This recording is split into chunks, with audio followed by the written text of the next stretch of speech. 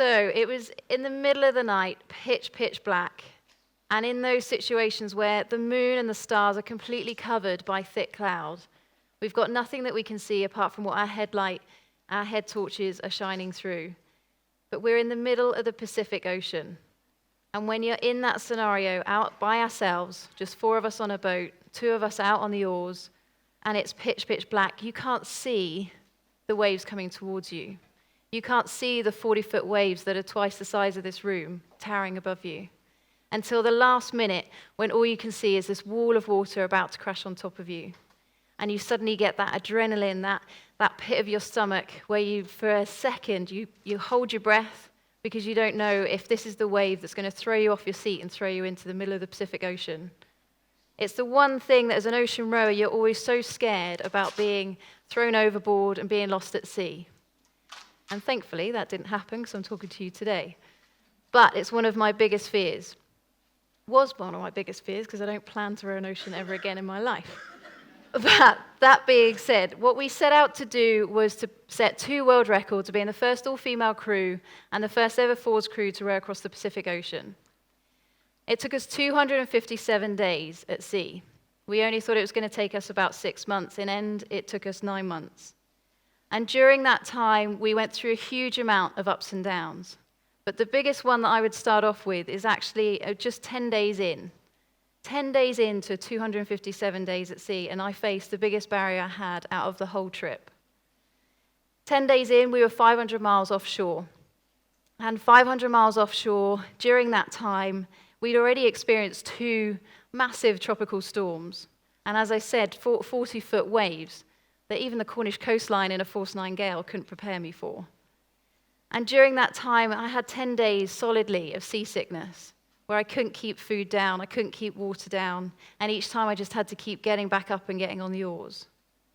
During that time, we got thrown off our seats, and to top it all off, at 10 days, just 10 days into this trip, I went and checked the hatches, and where the batteries were kept, it was full of water. And for most of you, I'm sure you're aware, water and electricity don't really mix too well. And certainly when you're out in the middle of the Pacific with no other support, the last thing you want is to then have a small fire on the boat. And that's exactly what we were faced with. 10 days in. Now, the thing is, you might think that, come on, you can get through that. You're only 10 days into this journey. But the problem for me was that I wasn't just 10 days in. I was 4 years and 10 days into this trip. I'd actually overcome a huge amount of barriers just to get to the start line. And that's often what you don't see in expeditions. Is getting to the start line is one of the biggest barriers you sometimes have to face, especially in expeditions. I thought I was naive enough to think I would get this row off the ground in just a year. I thought, wow, how hard can it be? I've just got to learn to row because I wasn't a rower. I've just got to get fit. I've got to eat a lot because I need to put on 30% body fat. And at the end of the day, I need to just find 250 grand from a sponsor and build a boat. That can't be that difficult, can it? But you know what? All of these were completely new things to me. And I wanted to put myself into that position to see actually, can you, whatever age you are, can you adapt to any given situation if you've got an open mind? Can you learn new skills? Could I learn to actually set up a business in the end? Can I learn to put a team together? Can I overcome these barriers that I was faced with? And in the end, it took 4 years. It took 3 years of postponements each year after year, not knowing it was going to happen. It took a number of sponsors turning me down and that sense of failure when I walked away and I didn't have the £250,000 budget. It took over 8 crew members to come and go, and then finally for me to find my team that I could work with and that made this a successful journey. But those barriers that I continued to overcome and constant people saying to me, you know what, Laura, it's not working out. Really, have you thought about just giving this in? But in the pit of my stomach, I knew that one day there was going to be a team of 4 women at some point in my life that would achieve this, would achieve rowing across the ocean. And I kept on saying to myself, why can't I make this work? And because I asked myself that question constantly, and that was my goal that I set out to, I had to adapt. Each year that I postponed it, I had to think, well, that didn't work this time, so what can I do differently to make it work next time? And that didn't work, so what else can I do? What skills can I learn? And so fast forward to those 10 days in, and I'm bobbing around in the ocean. And at this point, I'm thinking to myself, this is the first time I've got a sense of doubt. This is the first time out of this whole 4-year and 10-day sort of stint that I actually think, you know what, maybe the odds are starting to stack up against me. Maybe I should really consider that this isn't going to happen. Are we going to have to give up? Because at the end of the day, we had flooding on the boat and we had a fire on the boat. So those were pretty big things to warrant that we would have to pull the pin. But at the end of the day, nobody was there to help us. We had to sort ourselves out. So we had to decide, were we going to continue forwards rowing in the dark? No way of communicating back home, no way of sort of telling other ships that we were there. Was that the safest of options? We still had 2,000 miles to go to get to Hawaii. And so we did make the decision that we were going to turn back into land. But then we had the decision of, well, is that it? Do we turn back in, row another 500 miles to Santa Barbara, and do we just get off the boat and then we call it quits? Or do we fix the boat, get back in the boat, re-row that 500 miles and get started again? And that was the position that I was in. And in essence, what decision would you make? This isn't 10 days in, this is 4 years and 10 days. Would you have given up at that point? We did get back in that boat, thankfully, and I'm so glad that we did, and we overcame that hurdle. But people ask me, how did I overcome that? What was it that changed my mind from that sense of doubt? And there are a number of reasons. Having worked with a sports psychologist for a number of years, he's very much taught me to control the controllables. When things are taken out of your control, there's nothing you can do about it.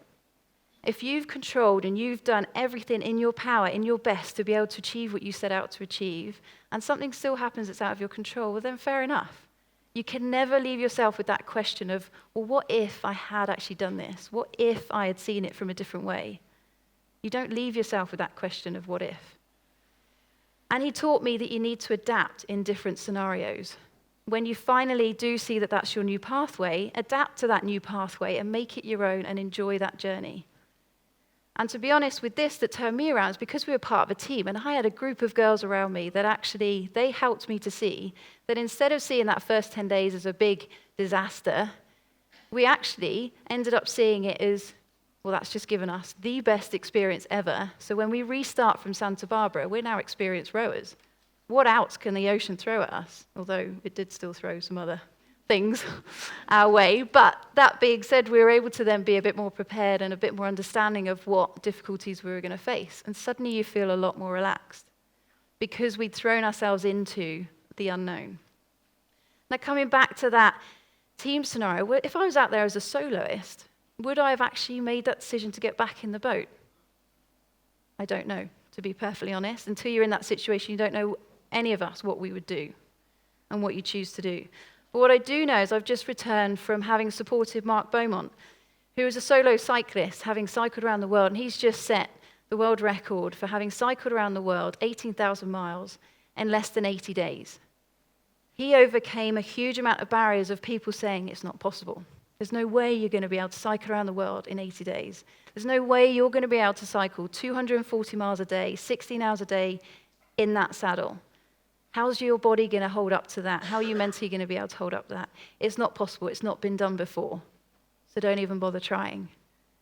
He didn't believe that.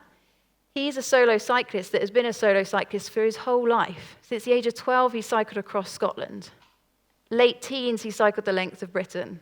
Early 20s, he cycled around the world as a soloist and set the record back then.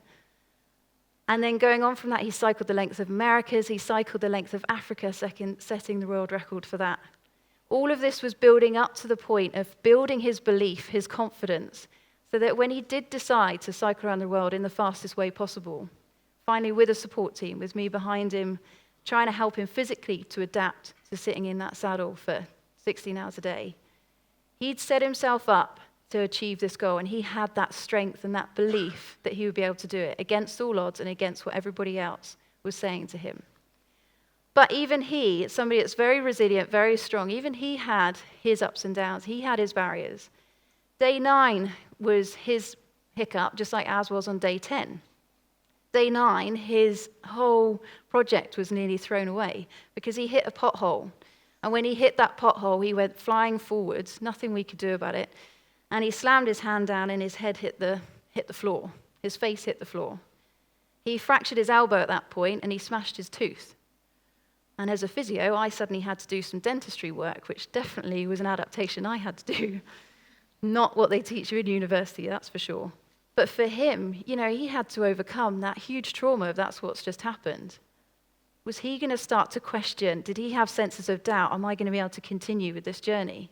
The sacrifices that he's made, the wife that he's left at home with his 2 kids, the sponsors that have financially given him all the backing and the risk to allow him to do this journey. Was he about to turn that all in and say no?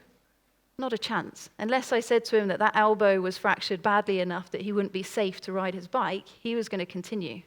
And within 30 minutes, he was back on that bike. Yes, a bit shaken up. Yes, in a lot of pain.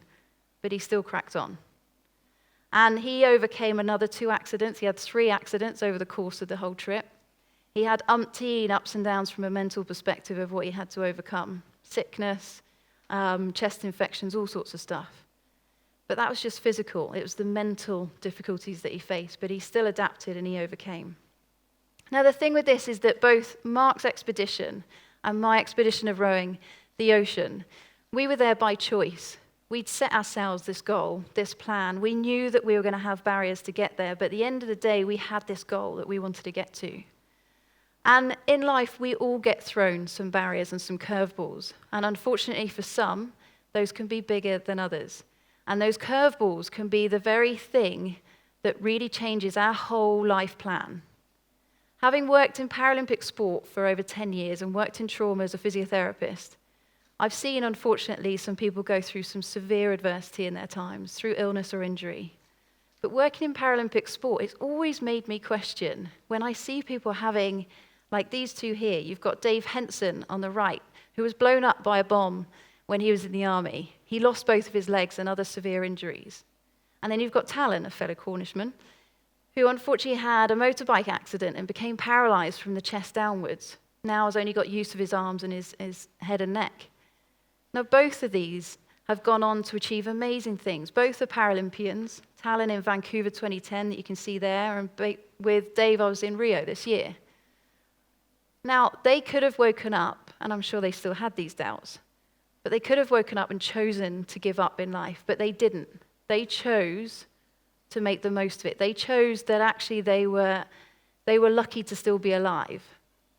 And for them, they suddenly had to adapt to a new way of life. It wasn't what they had planned, but this is what they've been given, and they're lucky to still be alive. And for me, working with those people, that's always made me question, why do we have to wait for adversity to come to us, to make us realize how lucky we are, to make us realize what the opportunities we have to face? Why do we have to wait for that illness or injury to wake us up? We all know those stories of when people are unfortunately given just 3-4 months to live, and they suddenly think, you know what, I'm going to do all the things I wanted to do in the next 3 months.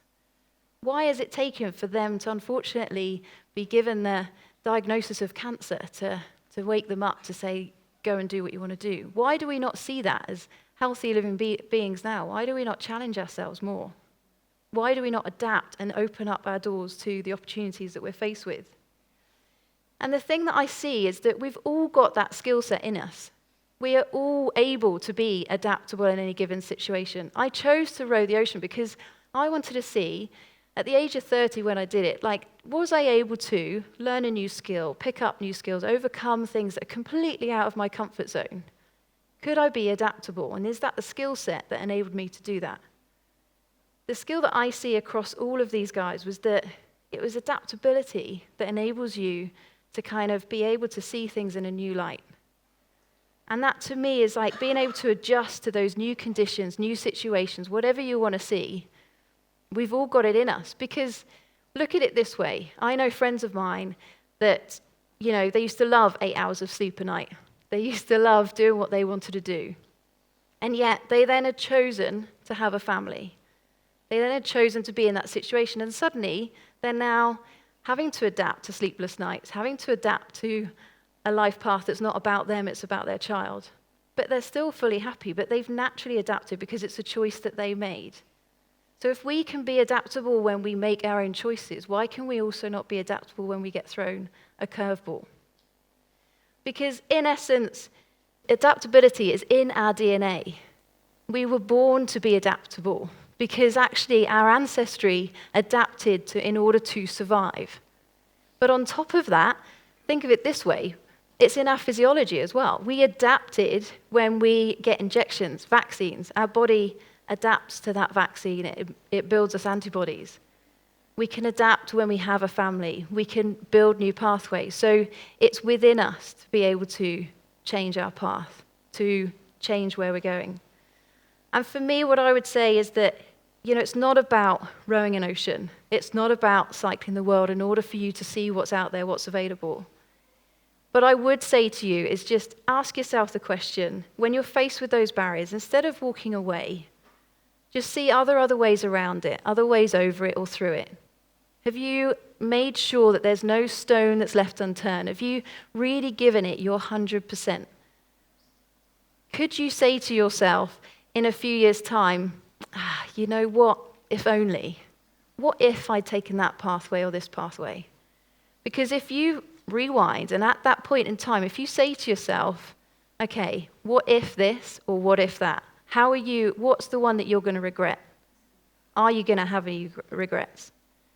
Because that, to me, is the key question. Never leave yourself with that question of what if.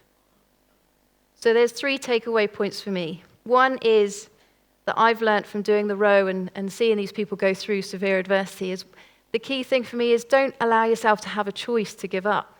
Don't even put it on the table. And when you are given that life path or you face a barrier, try adaptability. See if you can see a way around it, a way over it, a different pathway. And the third thing is never leave yourself with the question, what if? Thank you very much.